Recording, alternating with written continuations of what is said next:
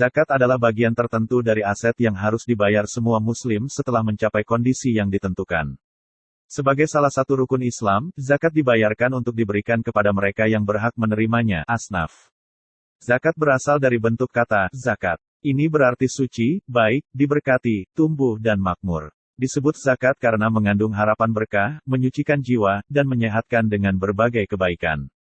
Pentingnya tumbuh dalam arti zakat menunjukkan pengeluaran zakat, pelaksanaan zakat sebagai penyebab pertumbuhan dan perkembangan kekayaan, dan hasilnya adalah banyak pahala.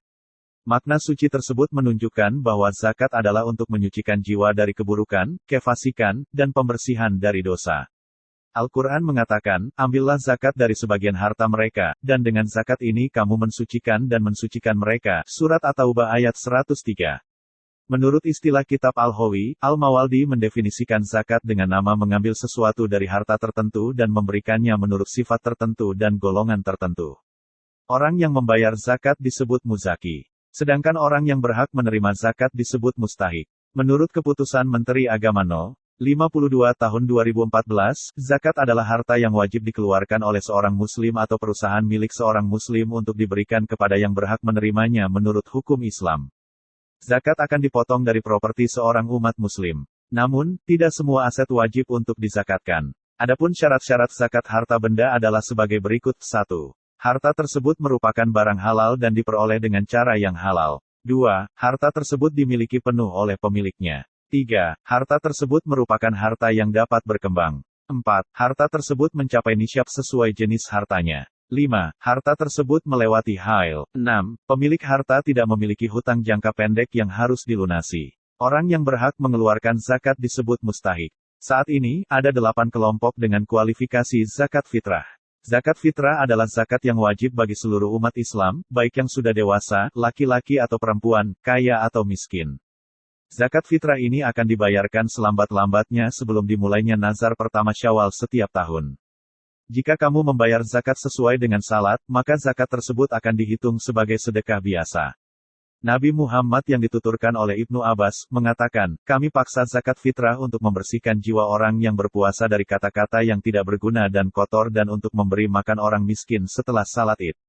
Dr. Abbott, mengenai orang-orang yang memenuhi syarat sebagai zakat fitrah di bulan suci Ramadan, Allah berfirman dalam surah At-Taubah ayat 60.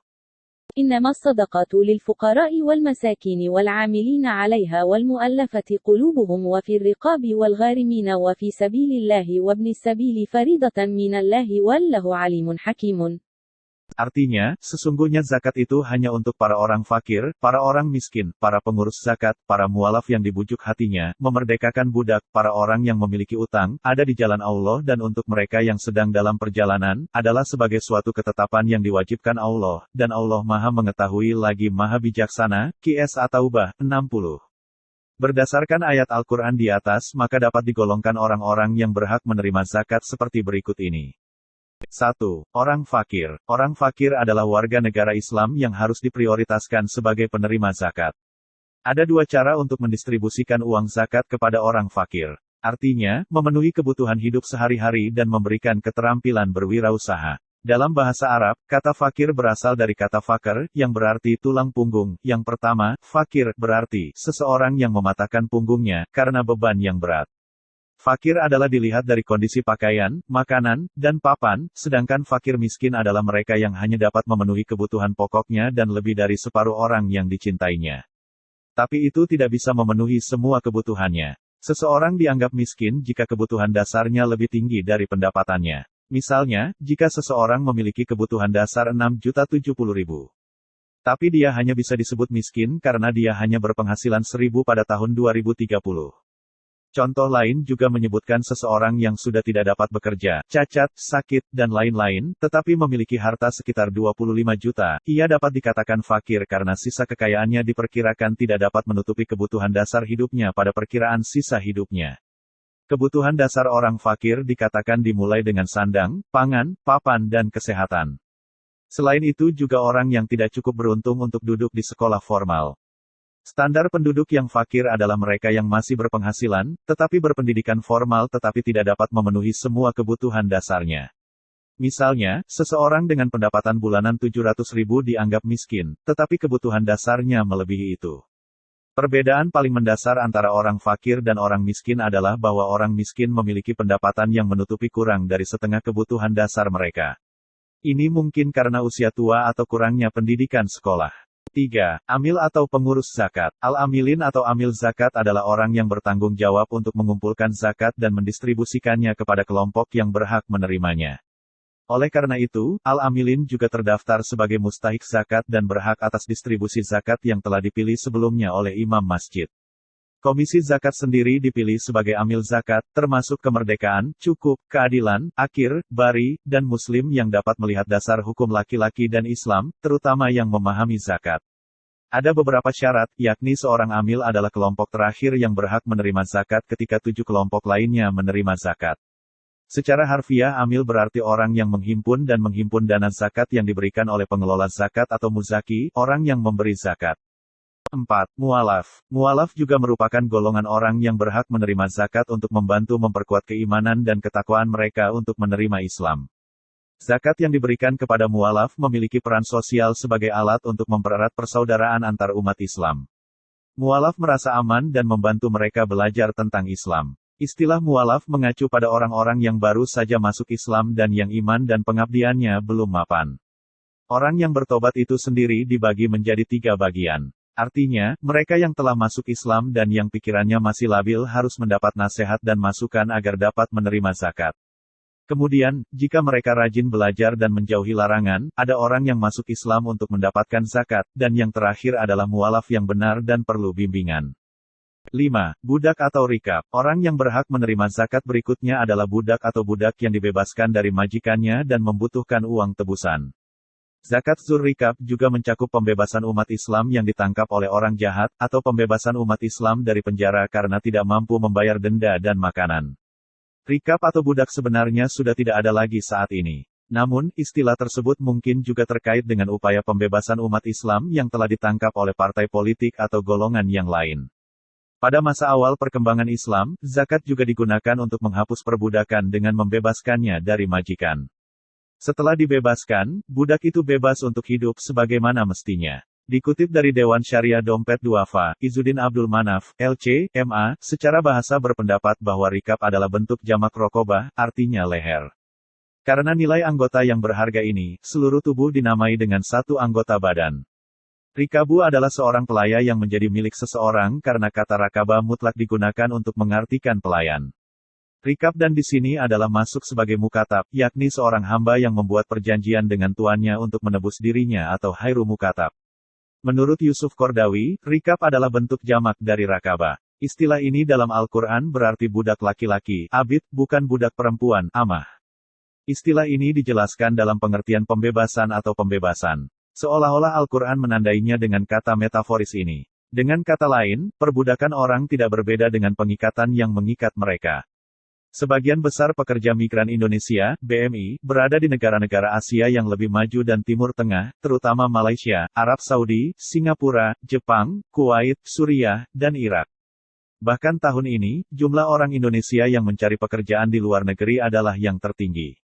Diperkirakan 6,5-9 juta pekerja migran Indonesia di seluruh dunia, termasuk 2,6 juta di Malaysia dan 1,8 juta di Timur Tengah.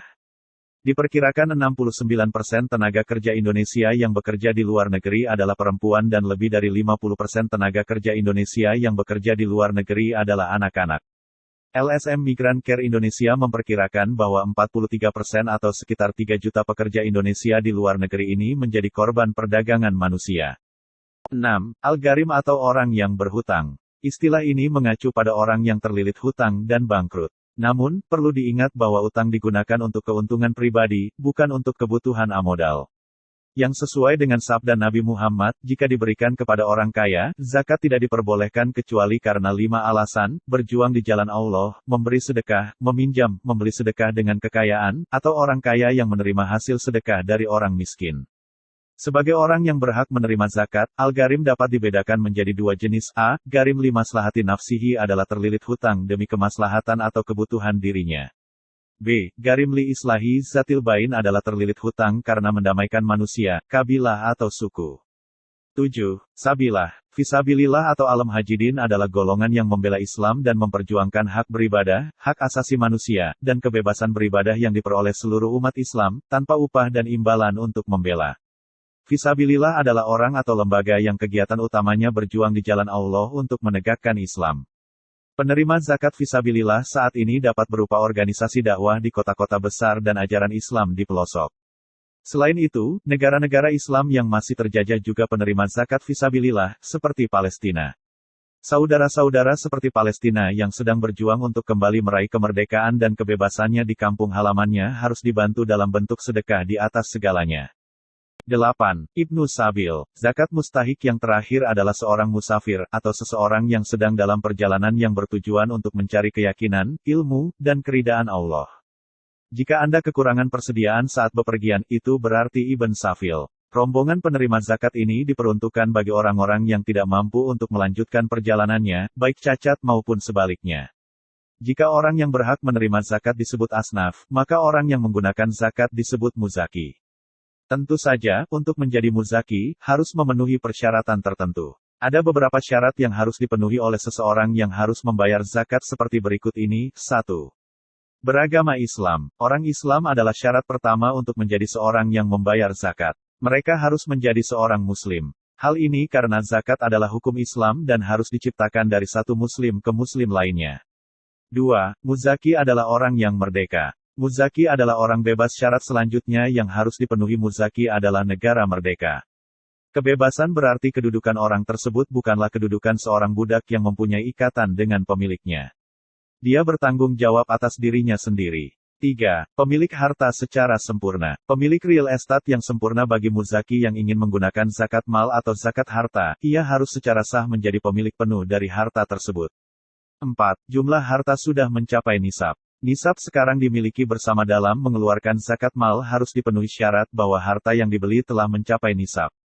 Nisab adalah jumlah yang harus dimiliki seseorang sebelum suatu properti memenuhi syarat untuk mengeluarkan zakat. Misalnya, nisab zakat mal adalah 85 gram emas. Jika kekayaannya tidak mencapai lebih dari 85 gram emas, dia tidak terkena zakat. 5. Sudah mencapai hail. Sudah mencapai tingkat dalam zakat berarti harta tersebut telah dimiliki selama 1 tahun. Jika harta tersebut berumur kurang dari 1 tahun, harta tersebut tidak memenuhi syarat untuk zakat.